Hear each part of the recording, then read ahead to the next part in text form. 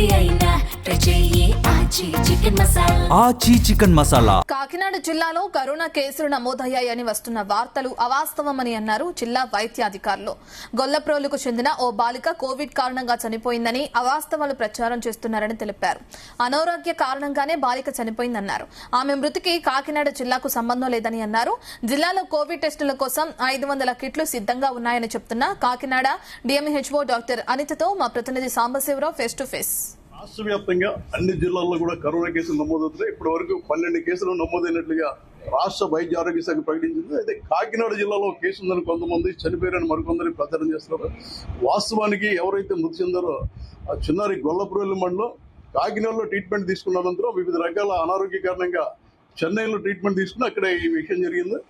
జిల్లాలో మాత్రం ఎలాంటి కరోనా కేసులు లేవు, మృతులు లేవని జిల్లా వైద్య ఆరోగ్య శాఖ అధికారి డాక్టర్ అనిత చెప్పడం జరిగింది. మేడం గారు మనతో ఉన్నారు.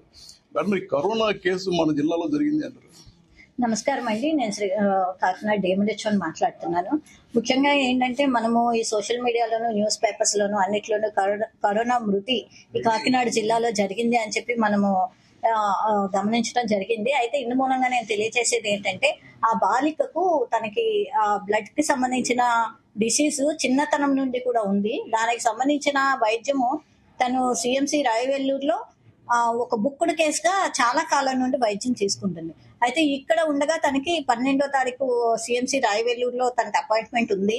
అయితే ఈ సందర్భంగా ఈ లోపల తనకి చిన్న ఎనీమియా HB 2 grams కి వెళ్ళిపోవటం వల్ల ఇక్కడ లోకల్ గా కొంత వైద్యం పొంది 12వ తారీఖున వాళ్ళు బయలుదేరి సిఎంసి రాయవెల్లూరు అక్కడ అపాయింట్మెంట్ ప్లేస్ కి వెళ్ళడం జరిగింది.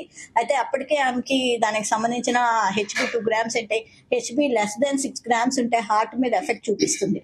సో ఆ 2 grams తో ఆ పాపకి హార్ట్ మీద చాలా ఎఫెక్ట్ చూపించింది. దానికి సంబంధించిన వాళ్ళు అక్కడ అబ్లేషన్ ట్రీట్మెంట్ కూడా ఇవ్వటం జరిగింది.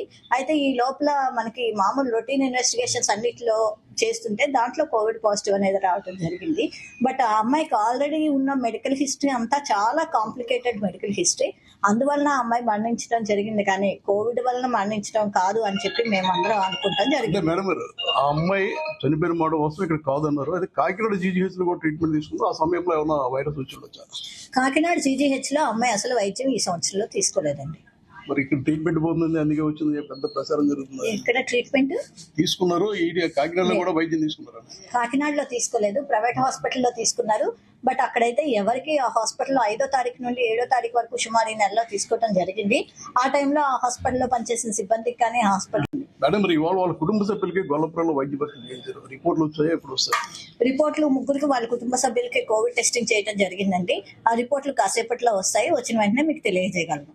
జిల్లాకు సంబంధించి కోవిడ్ కేసుల్లో ఎలాంటి జాగ్రత్తలు తీసుకోవాలని మీరు సూచిస్తున్నారు?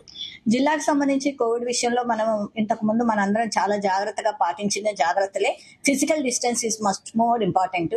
తర్వాత కోవిడ్ పేషెంట్ ని ఐసోలేట్ చేయటము, అదేవిధంగా మనం హ్యాండ్ షేక్ చేయకుండా మన పాత పద్ధతిలో నమస్కారం పద్ధతిలో పాటించటము, ఆ తర్వాత హ్యాండ్ హైజీన్ అంటే చేతులు కడుక్కోవటం లేదా శానిటైజర్ వాడటం, అన్నిటికన్నా ముఖ్యంగా మాస్క్ ధరించడం, వేడివేడి పదార్థాలు తినటము, ఆ తర్వాత ఖచ్చితంగా మనం ఫిజికల్ డిస్టెన్స్ మెయింటైన్ చేయటం. పాతకాలంలో కోవిడ్ టైంలో, కోవిడ్ సెకండ్ వేవ్ లో మనం అందరం ఎన్ని జాగ్రత్తలు తీసుకున్నాం మనందరికీ ప్రతి ఒక్కరికి అనుభవమే.